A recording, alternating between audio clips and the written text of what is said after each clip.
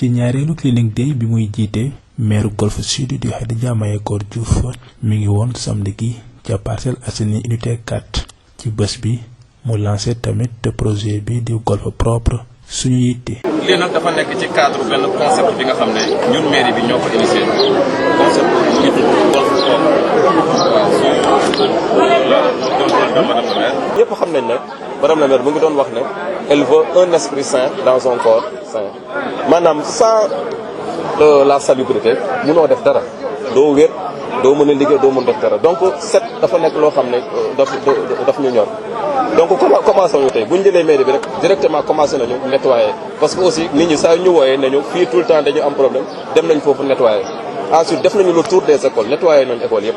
léegi nag tey moom dañuy lancer le golf propre ñu commencé ci unité 4 donc ñëw nañu tey ñu ngi en partenariat avec l'UCG di saluer aussi le PRODEV mi nga xam ne ay jeunes yoo xam ne ñu ngi dëkk fii unité 4 ñu tuddee ñu formé association bu tudd PRODEV 4 ñoom ñoo ñu accompagner. mu nekk tey une journée boo xam ne que dañuy basé wu sur non seulement la salubrité le nettoiement mais aussi le désensablement ñu basé aussi sur le reboisement donc dañoo commencé d'abord par la salubrité donc nettoyé nañu tous les quartiers tout le quartier dugg nañu ci koñ mu nekk population bi gën nañu wax nañ ñu fépp fi nga xam ne dafa doon tilim jaar nañ fa nettoyé nañ ko.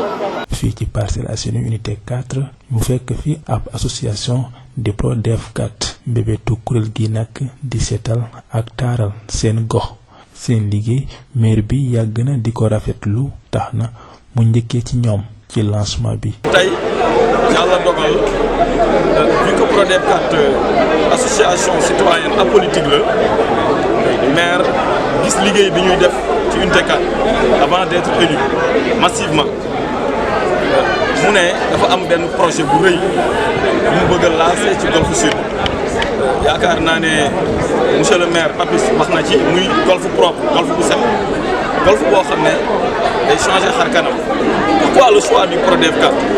PRODEV 4 association la boo xam ne loolu da ko yitteel te loolu mi ngi ciy liggéey def na ñetti at ba ñeent ndax dañu ne unité 4 ressources humaines bi nga xamante ni si moo fi nekk wax dëgg yàlla jot na sëkk ñu def ay taxawaay yu am solo ba nga xamante ni si hygiène publique bi ñu mérité cadre de vie bi ñu yeyoo ñun ñu taxaw ci ut ko bu ñu xaar les autorités compétentes nañ ci nekk buñ ci nekkee autorité bi dina ñëw fekki suñu bu ko defee liggéey boobu gën a mën a fës gën a mën a yomb gën a mën a leer alhamdulilah yàlla dogal na tey mairie bu Golf Sud ànd ak suñu maire fraîchement élu wax dëgg yàlla mu ñëw ne damay tàmmali waaye nag damay dem unité 4 tàmmalee ko fa ànd ceeg waa PRODEV 4 ndax bu ma fa tàmmalee ñoom liggéey bi ñuy liggéey citoyenneté liggéey bi ñuy liggéey ci cadre de vie am naa yéene mu law ci commune de Golf Sud yëpp ba nga xam ne quartier riverain yi quartier yi nekk Golf Sud ñu naan 36 quartiers ñëpp ñu jël modèle bu PRODEV 4 ñu inculquer ko la population de leur quartier ba nga xam ne dinañuy set di setal waaye aussi dinañ pérenniser loolu ba nga xamante ni si quartier yi boo fa duggee di nga xam ne wax dëgg yàlla loolu ñor na leen et que ñu ngi ciy def taxawaay yu am solo bu ko defee aussi la mairie projet yi mu am pour la commune mu gën a mën a liggéey boobu am ci ñu mu moy parce que bu moyee ci population bi pare pour jàppale ko liggéey boobu dina gën a yomb te ñun PRODEV 4 ci loolu la ñu nekk ci loolu la ñu fas yéenee nekk te ci lañ dëkk ndax dañu ne dañuy liggéey suñu gox sans attendre kenn kon bu mairie ñëwee tey tànn unité 4 tànn PRODEV 4 ni ñëw leen ñu ànd liggéey loolu unité 4 mais aussi ngeen fexe ba loolu mu law. salubrité nekk lu ko soxal lool tax na loolee bokk na ci projet phare ci mandat bi ngir Golf 7 Khadija Mayakor Diouf daal di mettre goxu commune bi en compétition ngir xool ban quartier mooy gën a farlu ci cet gi. ñun aussi en tant que commune dañ ko fas yéene jox dayo bi nga xam ne moom la yelloon ndax dañu gëm ni nit lépp lu muy def cet moo ci jiitu boo xëyee balaa ngaa def dara da ngay setal sa bopp setal sa yaram kon lépp li nga xam ne tamit dafa war a nekk suñu ay dëkkuwaay ak suñu ay cadre de vie dañ cee war a góorgóorlu fi nga xam ne suñu marché yi la fi nga xam ne suñu doom yi fa la ñuy jàngee dañ fa war a góorgóorlu mais en somme suñu commune dañu war a góorgóorlu ba mu doon commune bu set loolu moo tax ñun en tant que maire nous avons décidé lancer projet bu mag bi nga xam ne ñu ngi koy dippee golf propre maanaam golf bu set suñu yitte golf bu set suñu yittee nekk li nga xam ne moo war a nekk projet bi gën a mag wala si projet yi gën a mag yi nga xam ne incha allah danañ ci bay suñu waat ci mandat bi nga xam ne dénk nañ ñu ko. ndax ñun dañu jël projet bi nank ko yanu ko fas yéene ànd ak population yépp nag ñu porté ndoo ko. loolu moo tax biñ ko jëmmalee dañu ne dañuy choisir benn quartier ñu lancé ko fa ñu choisir le quartier bi nga xam ne fii la ñu nekk tey muy le quartier de l'unité 4 choisir particulièrement association bi fi nekk muy le Prodev 4 ndax dañ leen fekk si loo xam ne ñu ngi ci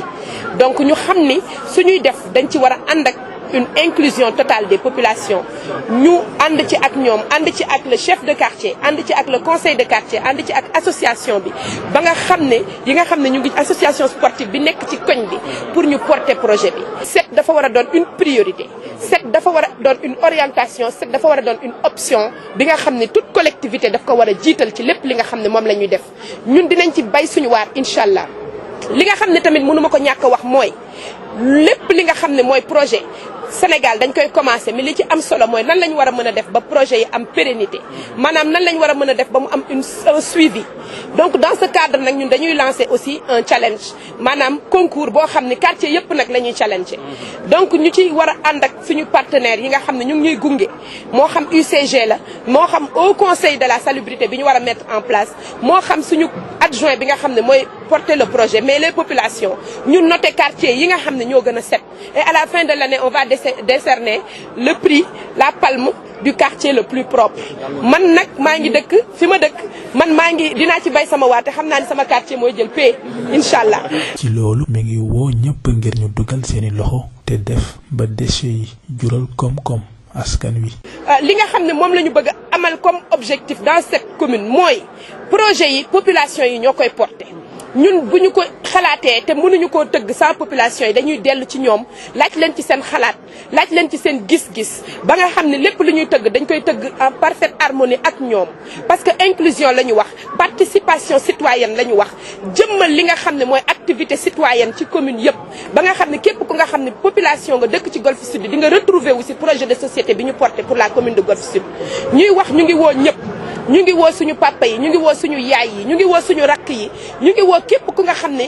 compétence nga moo xam domaine boo mën ci nekk ci Golf Sud ñu concerté wu ñu booloo dans un cadre de concertation bu large boo xam ne projet yëpp danañ ko fa mën a taxawal danañ ko fa mën a porter danañ ko fa mën a waxtaanee mais surtout danañ ko fa mën a piloter ba nga xam ne lépp lu ñuy mbébét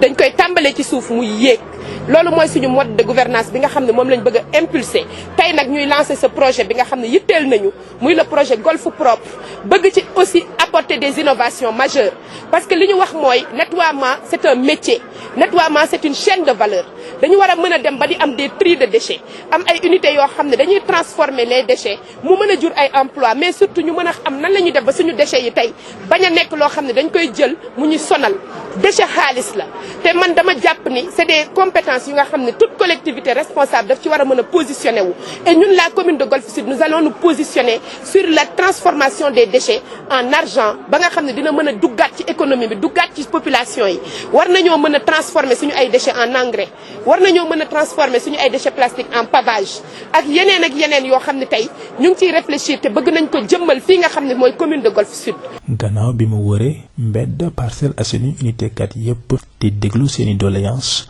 Adja Mahécor Diouf daal di annoncé que dina lancer ci fan yu dëgmal le Haut Conseil de la salubrité de Golf ngir askanu commune bi mën a toppatoo seeni gox ba yeneen communes yi mën a roy ci ñoom.